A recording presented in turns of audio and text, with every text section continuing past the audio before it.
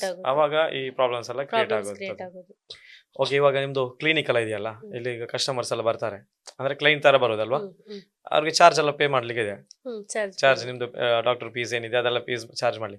ಏನಲ್ಲಿ ನೀವು ಕನ್ಸಲ್ಟಿಂಗ್ ಮಾಡ್ತೀರಾ, ಅಂದ್ರೆ ಏನೆಲ್ಲ ಇರುತ್ತೆ? ಇವಾಗ ಡಿಪ್ರೆಷನ್ ಹೋದಂತಹ ಒಬ್ಬ ವ್ಯಕ್ತಿ ಆಗಿರ್ಬೋದು, ಇಲ್ಲಾಂದ್ರೆ ಸ್ಟಕ್ ಆದಂತ ಆಗಿರ್ಬೋದು, ಬ್ರೇಕಪ್ ಆಗಿರ್ಬೋದು, ಅಥವಾ ಏನ್ ತುಂಬಾ ಸಮಸ್ಯೆಗಳಿರ್ತವೆ, ಮನುಷ್ಯನಿಗೆ ತುಂಬಾ ಸಮಸ್ಯೆಗಳು ಬರ್ತದಲ್ವಾ. ಸೊ ಇವೆಲ್ಲವೂ ಸಾಲ್ವ್ ಮಾಡ್ಲಿಕ್ಕೆ ನಿಮ್ಮ ಹತ್ರ ಬಂದೇ ಬರ್ತಾರೆ 100%. ಸೊ ಅವಾಗ ಏನ್ ಅವ್ರನ್ನ ಏನ್ ಮಾಡ್ತೀರಾ?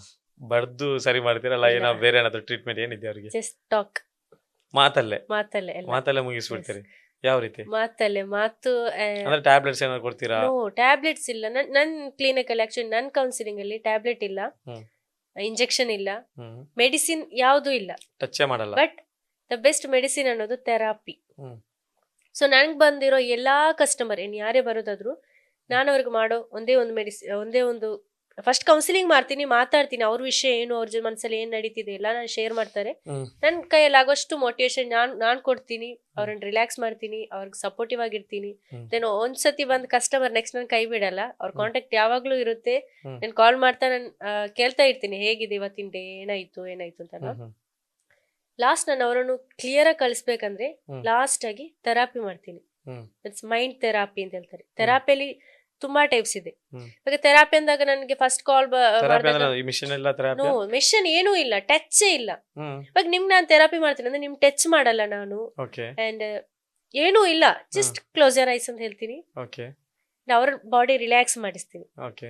ಸಬ್ ಕಾನ್ಶಿಯಸ್ ಅಲ್ಲಿ ಕಾನ್ಶಿಯಸ್ ಮೈಂಡ್ ಇಂದ ಸಬ್ ಕಾನ್ಶಿಯಸ್ ಗೆ ಕರ್ಕೊಂಡು ಹೋಗ್ತೀನಿ. ಜಸ್ಟ್ ನಾನು ಆಕ್ಚುಲಿ ನನ್ನ ಕ್ಲಿನಿಕ್ ಅಲ್ಲಿ ಆಕ್ಚುಲಿ ಥೆರಪಿ ಮಾಡ್ಬೇಕಂದ್ರೆ ಮಲಗಿಸಿ ಮಾಡ್ತಾರೆ ಬೆಡ್ ಮೇಲೆ ಆತರ ಎಲ್ಲ, ಬಟ್ ನನ್ನ ಕ್ಲಿನಿಕ್ ಅಲ್ಲಿ ಜಸ್ಟ್ ಚೇರ್ ಇದೆ ಅಷ್ಟೇ, ಚೇರಲ್ಲಿ ಕೂತ್ಕೊಳ್ಳಿಸಿ ರಿಲ್ಯಾಕ್ಸ್ ಮಾಡಿಸ್ತೀನಿ. ಕ್ಲೋಸ್ ಯುವರ್ ಐಸ್ ಅಲ್ಲಿ ರಿಲ್ಯಾಕ್ಸ್ ಮಾಡಿ ಅವ್ರ ಕೈ ಬೆರಳು ಕಾಲು ಫುಲ್ ರಿಲ್ಯಾಕ್ಸ್ ಮಾಡಿಸಿ ಅವರವಾಗ ಒಂದ್ ನಿದ್ದೆಗೆ ಹೋಗ್ತಾರೆ. ಬಟ್ ಅವ್ರು ನಿದ್ದೆ ಮಾಡಿರಲ್ಲ, ಸಬ್ ಕಾನ್ಶಿಯಸ್ ಮೈಂಡ್ ಅಂತ ಹೇಳ್ತಾರೆ.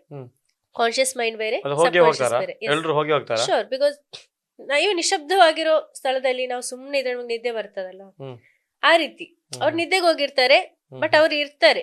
ನಾನ್ ಮಾತಾಡೋದು ಎಲ್ಲ ಅವ್ರಿಗೆ ಕೇಳಿಸುತ್ತೆ. ದೆನ್ ಅವ್ರು ನಿದ್ದೆಗೆ ಹೋಗಿರ್ತಾರೆ, ಅವ್ರ ಟಚ್ ಏನು ಮಾಡಲ್ಲ. ನಾನು ಇಷ್ಟು ದೂರ ಗ್ಯಾಪ್ ಅಲ್ಲೇ ಕೂತಿರ್ತೀನಿ, ಅವ್ರಲ್ಲಿ ಕೂತಿರ್ತಾರೆ. ರಿಲ್ಯಾಕ್ಸ್ ಅಂತ ಹೇಳ್ತೀನಿ. ಅಂಡ್ ಬ್ರೀತ್ ಔಟ್ ಮಾಡಿ, ಮೈಂಡ್ ಬ್ಲಾಂಕ್ ಮಾಡಿ, ಆತರ ತುಂಬಾ ಸಜೆಷನ್ ಸಬ್ ಕಾನ್ಶಿಯಸ್ ನಾನು ಅವ್ರಿಗೆ ಸಜೆಷನ್ ಕೊಡ್ತೀನಿ.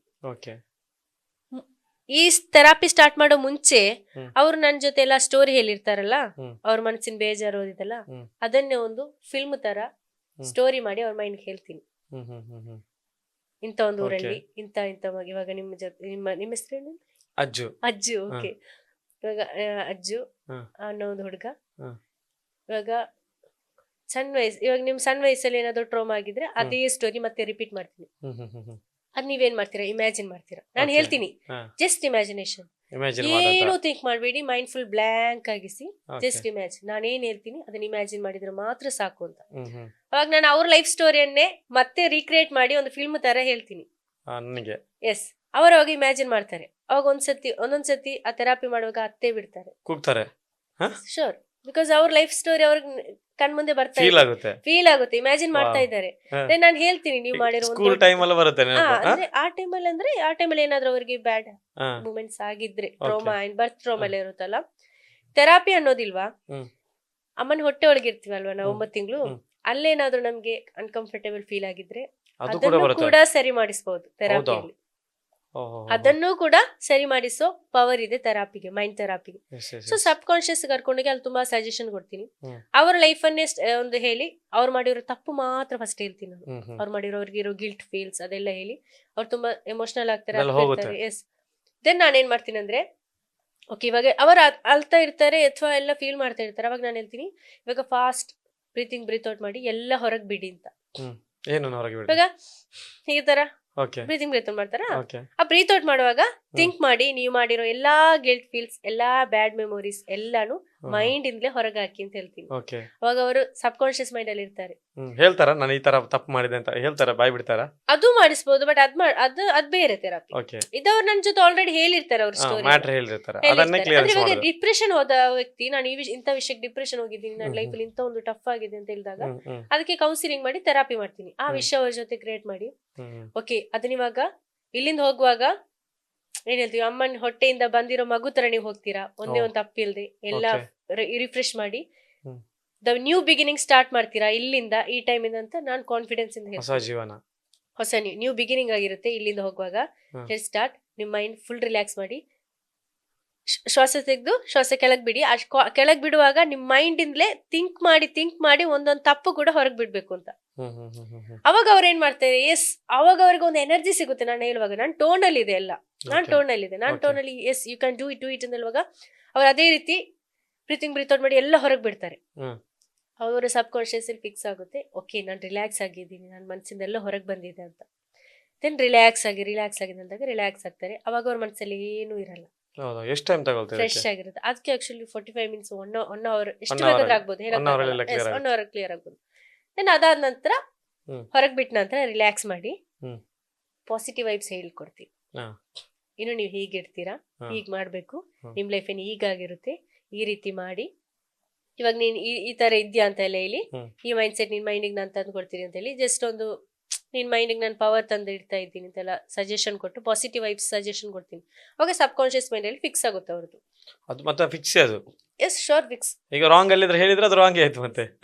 ಅದೇ ನಾನು ಹೇಳಿದಳ, ನಾನು ಹಿಪ್ನೋಟಿಸಮ್ ಹೇಳಿದ್ನಲ್ಲ, ಬಾಯಿ ಬರೋದಾಗ ಮಾಡೋಕ್ಕಾಗುತ್ತೆ, ಕಣ್ ಕಾಣಿಸೋದಾಗ ಮಾಡೋಕ್ಕಾಗುತ್ತೆ, ಹೌದಾ? ನಿಮ್ ನೇಮ್ ರಿಮೂವ್ ಮಾಡೋಕ್ಕಾಗುತ್ತೆ. ನನಗೆ ನನ್ನ ಹೆಸರೇ ಗೊತ್ತಾಗಲ್ಲ. ಏಜ್ ಎಷ್ಟಿತ್ತು? ನಂಗೆ ಎಷ್ಟಾಗಿರ್ಬೋದು ಅದು ಹೇಳಿ ನೋಡೋಣ. ನೀವ್ ಹೇಳಿ. ನಾನು ಹೇಳಿದಳ ಆ ರೀತಿ ಹೇಳೋಕ್ಕಾಗಲ್ಲ ಅಂತ. ಅದಾಗಲ್ವಾ? ಟ್ರಿಕ್ಸ್ ಇರ್ಬೇಕು. ನಿಮ್ Okay. ಏಜ್ ನಂದೀಗ 32. 32. ಓಕೆ. ಓಕೆ. ಈ 32 ಏಜ್ ತನಕ ನಿಮ್ಗೆ ಈ ನಿಮಿಷ ಇಲ್ಲಿವರೆಗೂ ನಿಮ್ಮ ಹೆಸರು ಗೊತ್ತಲ್ಲ. ಹೌದು. ಹಾ? ಹಾ. ನಾನು ಹಿಪ್ನೋಟಿಸಮ್ ಮಾಡಿ ಈ 32 ಏಜ್ ತನಕ ನಿಮ್ಗಿದ್ದ ನೆನ್ಪಲ್ಲಿದ್ದ ನಿಮ್ ಹೆಸರು ರಿಮೂವ್ ಮಾಡ್ಬೋದು. ಹೌದಾ? ಶೋರ್ ರಿಮೂವ್ ಮಾಡ್ಬೋದು. ಅದೇ ರೀತಿ ಅದು ಹೇಗಂದ್ರೆ ನಾವು ಕೊಡೋ ಸಜೆಷನ್, ಎಸ್. ನಾನ್ ಕೊಡೋ ಸಜೆಷನ್ ಅಲ್ಲಿ ಇರುತ್ತೆ. ಅದಕ್ಕೆ ಎಲ್ರು ನನ್ ಜೊತೆ ಬರೋ ಕಸ್ಟಮರ್ ಅವ್ರ ನನ್ ಜೊತೆ ಏನೋ ಒಂದು ಕಾನ್ಫಿಡೆನ್ಸ್ ಇಟ್ಕೊಂಡ್ ಬಂದಿರ್ತಾರೆ. ಇವ್ರ ಜೊತೆ ಏನಾದ್ರು ಒಂದು ಆಗ್ಬೋದು, ನನ್ನ ಲೈಫ್ ಚೇಂಜ್ ಆಗ್ಬೋದು ಅಂತ ಹೇಳ್ಕೊಂಡ್ ಬಂದಿರ್ತಾರೆ. ಅವಾಗ ನನ್ಗೆ ಅದೊಂದು ಆಪರ್ಚುನಿಟಿ ಆಗಿರುತ್ತೆ. ಅದೊಂದು ಏನು ಹೇಳ್ಬೋದು ಅಂದ್ರೆ, ಹ್ಮ್. ನನ್ ಫ್ಯಾಮಿಲಿ ತರನೇ ಟ್ರೀಟ್ ಮಾಡ್ಬೇಕಾಗುತ್ತೆ ನನ್ ಕಸ್ಟಮರ್ ಕ್ಲೈಂಟ್ ಅನ್ನು. ಇವಾಗ ಒಬ್ರು ಕ್ಲೈಂಟ್ ಜೊತೆ ಹೇಳಿದ್ದು ಮತ್ತೊಬ್ರ ಜೊತೆ ಶೇರ್ ಮಾಡೋಕ್ಕಾಗಲ್ಲ. ದಟ್ಸ್ ಪರ್ಸನಲ್ ಅಲ್ವಾ? 100%. ಅದನ್ನು ಮ್ಯಾನೇಜ್ ಮಾಡ್ತಾ ಹೋಗ್ಬೇಕು. ದ ಬಿಗ್ಗೆಸ್ಟ್ ಟಾಸ್ಕ್ ಅಂತ ಹೇಳ್ಬೋದು ಕೌನ್ಸಿಲರ್ಗೆ. ಅಂದ್ರೆ ಇವಾಗ ಬರೋ ಕಸ್ಟಮರ್ ಅವರನ್ನು ಮೇಂಟೈನ್ ಮಾಡ್ಬೇಕು, ಅದನ್ನು ಕಂಟಿನ್ಯೂ ಮಾಡ್ಬೇಕು, ಅವ್ರನ್ನ ಸಕ್ಸಸ್ ತರಿಸ್ಬೇಕು. ಅವ್ರು ಓಕೆ ಏನಾದ್ರೂ ಪ್ರಾಬ್ಲಮ್ ಅಲ್ಲಿ ಇದ್ರೆ, ಮೈನಸ್ ಅಲ್ಲಿ ಇದ್ರೆ ಅವ್ರನ್ನ ಪ್ಲಸ್ಸಿಗೆ ತಂದು ನಿಲ್ಲಿಸ್ಬೇಕು. ಅದು ನನ್ನ ಜವಾಬ್ದಾರಿ ಅದು. ಸೊ ಥೆರಪಿ ಮಾಡ್ತೀನಿ ಅಂತ. ಅದು ಲಾಸ್ಟ್ಗೆ ಅದೇ ಪಾಸಿಟಿವ್ ವೈಬ್ಸ್ ಮಾಡಿ ರಿಲ್ಯಾಕ್ಸ್ ಮಾಡಿ ಬ್ರೀತ್